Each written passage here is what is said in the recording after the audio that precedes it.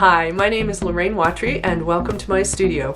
I am a watercolor artist and I've worked with watercolor for 26 years now, and I thought I would start a new series of videos where I go over different tips, tricks, and techniques for working with watercolor.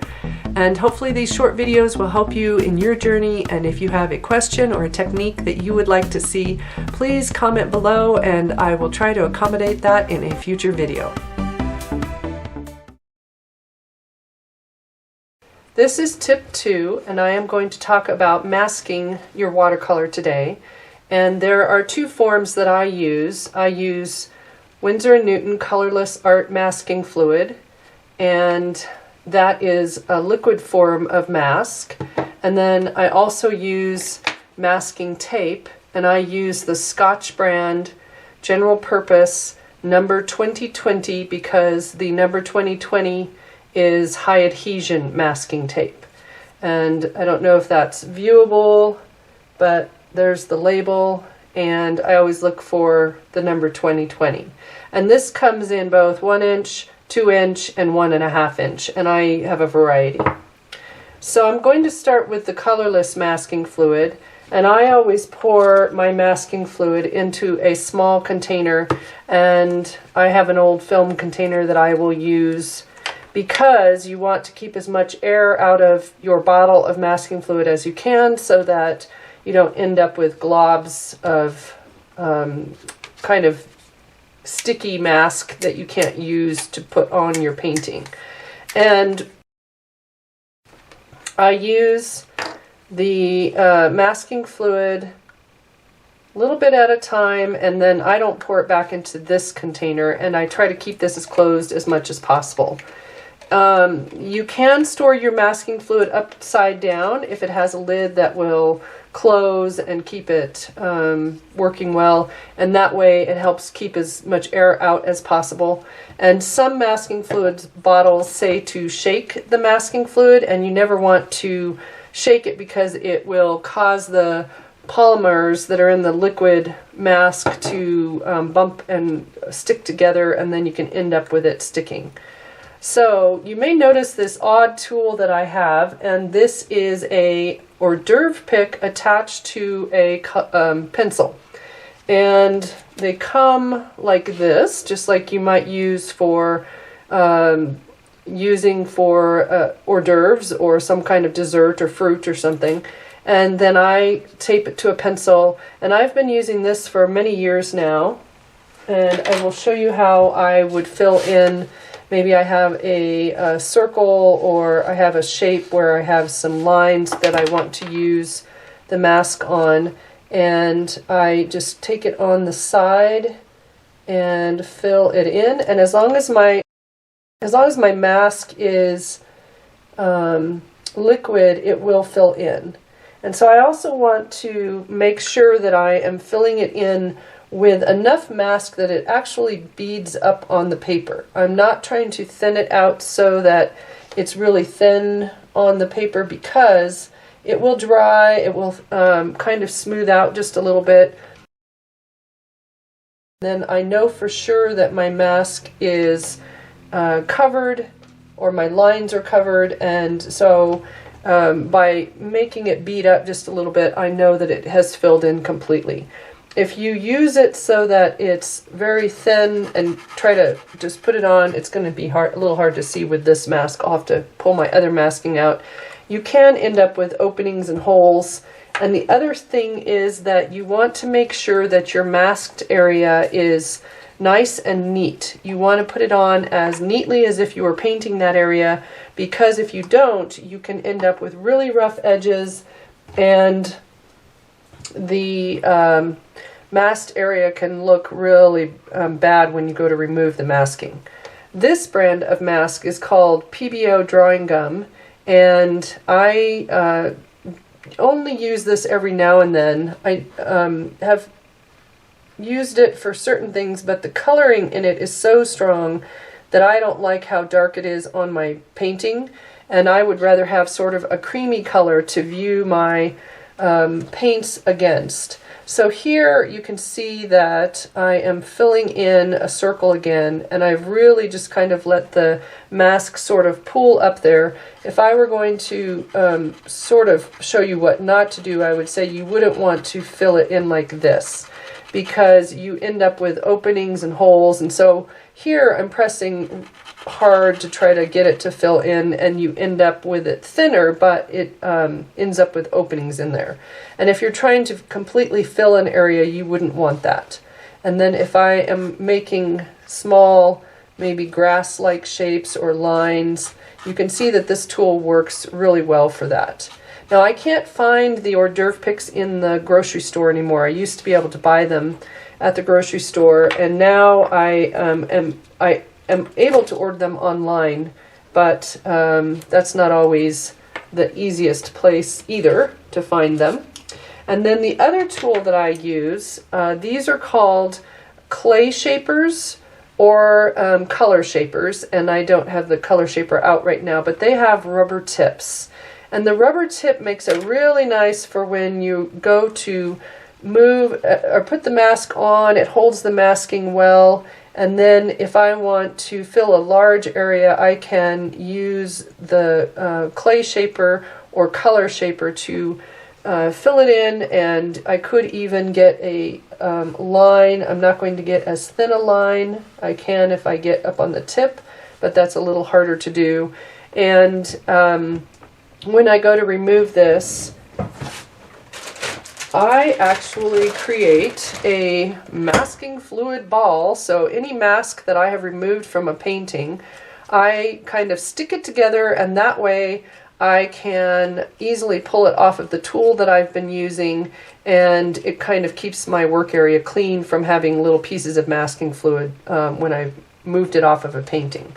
So I can take it off very easily.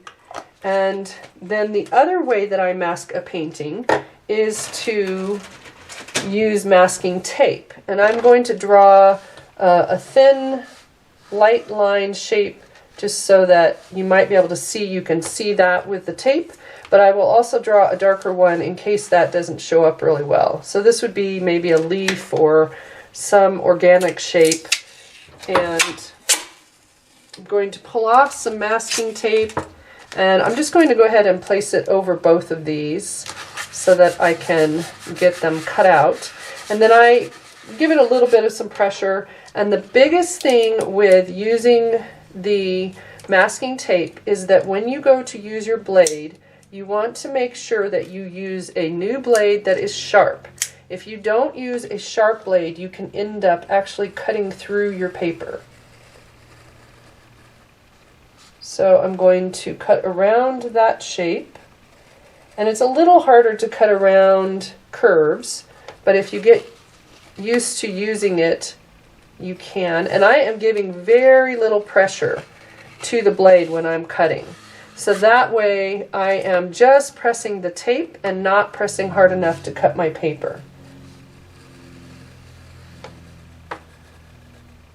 I'll do that one and do this one the other way. So I can see my lines just fine through this tan masking tape. And some masking tapes, it's a little harder to see through because of the color that's on the tape. And I like the masking tape for most of the things that I mask now, because I can create nice clean lines, whereas the masking fluid is a little harder to get as clean a line as the masking tape. And I've got just a little piece kind of sticking off the end over here because I didn't cut it as well. Oh, come on. This is what not to do. And then because I didn't fill in everywhere, or if you accidentally didn't cut around your shape really well, you can come back with some masking fluid. And I'll just use the PBO brand because it's easier to see. But I could take the masking fluid after I've applied the tape and put some liquid mask on those edges to clean them up if I didn't quite cut neatly around it. And then this one I would just need to fill the stem part of that leaf in. So then once my mask is dry, and the only place on my page that is dry right now are some of these thinner areas. This is still drying a little bit, and those are drying. So I will wait a few seconds, let that dry, and then I'll come back and show you how you would apply paint after your masking fluid is dry.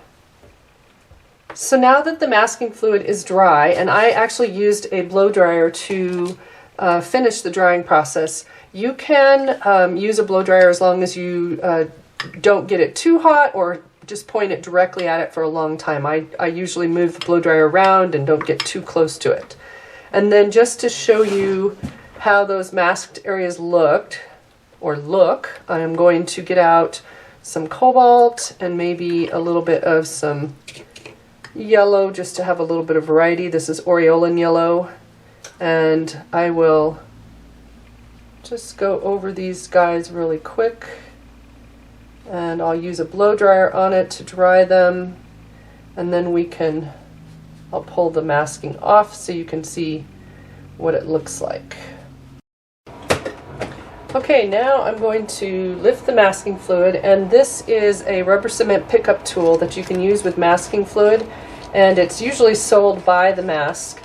And so I'm just going over, and this, you can see the rough edges that I got there, and then this was the masking fluid on the pick again to kind of make very small shapes, and this was using the PDO brand with the color shaper or clay shaper, and larger shapes but still pretty clean. And I always run my fingers back over the masked areas to make sure I've got it completely removed. And then the masking tape, I'll just kind of get it started, and I can pull that off. And here, and then when I get the mask off, I generally will go back and either clean up the edges of some of my shapes, or I will soften edges, and sometimes I will paint in those areas. So the last thing I wanted to show you is basically how I might choose to use mask.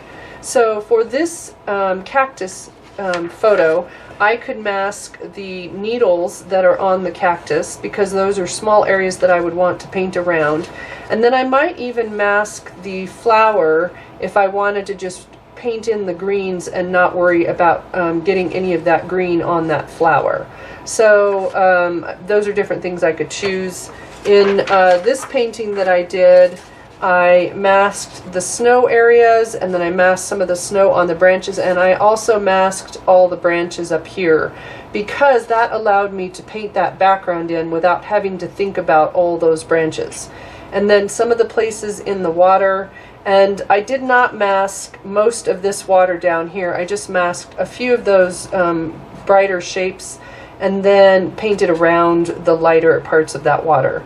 So you can kind of pick and choose where you want to put your mask, and over time you get used to how you like to use it. But usually it's for an area that might be a little hard to paint around, something I might want to reserve and keep white, or something that maybe I'm going to paint like this, where I have a flower and I want to protect the flower and paint the area around it. And those are all things I'm thinking about when I go to apply mask. And so I would just say that masking fluid is a really nice tool to use with watercolor, and it's just getting used to how it works, and then playing with what you like, whether it's masking tape, the liquid mask, or a combination of the two. Thanks for following along, and I hope this helped, and I hope you like and subscribe to see more tips and tricks and techniques with watercolor coming up.